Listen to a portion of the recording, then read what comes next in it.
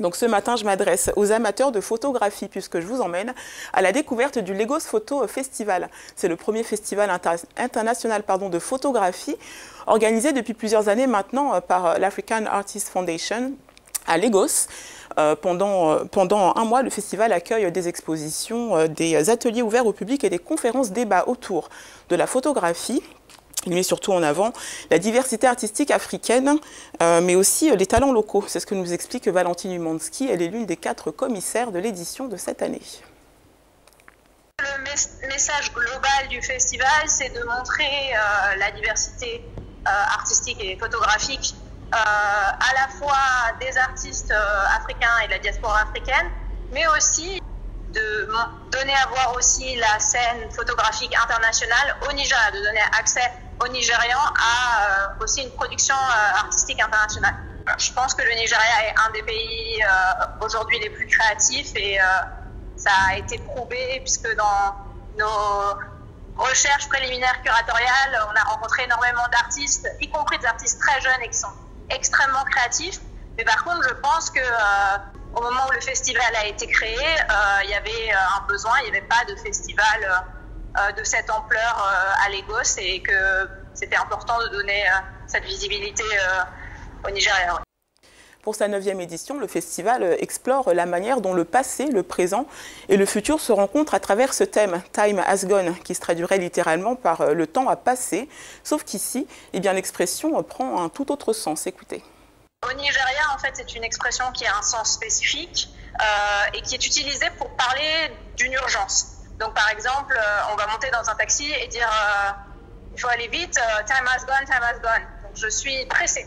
Donc, on voulait aussi parler de ça, c'est-à-dire qu'il n'y a pas simplement la notion du passé lointain derrière nous, mais aussi une sorte de regard tourné vers le futur et des problématiques et des enjeux qui sont pressants.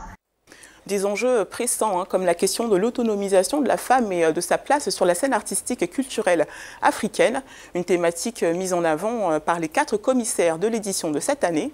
4 femmes venues d'horizons bien différents et qui finalement, chacune à leur façon, apportent une perspective toute féminine à ce festival. Une des urgences dont on voulait parler, c'était la situation et l'inégalité systémique qui existe entre les hommes et les femmes et de manière plus générale sur des questions de genre. On a assez activement souhaité changer la donne démographique classique des événements culturels qui présentent à grande majorité des hommes. Donc il y a dans cette édition à peu près 75% de femmes. Et ça, pour ces femmes-là, c'est simplement leur donner parole.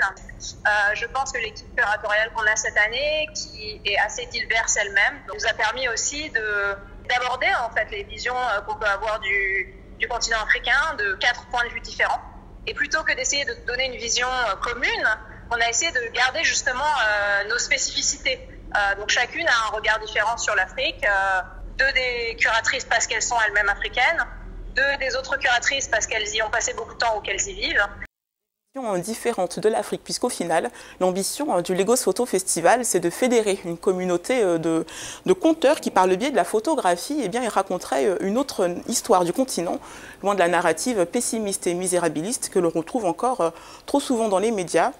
D'ailleurs, pour préciser, toutes les belles photos que vous voyez défiler sur votre écran depuis le début de cette chronique sont le travail des artistes qui ont été exposés lors des précédentes éditions. La 9e édition, elle, ouvrira ses portes du 27 octobre au 15 novembre prochain.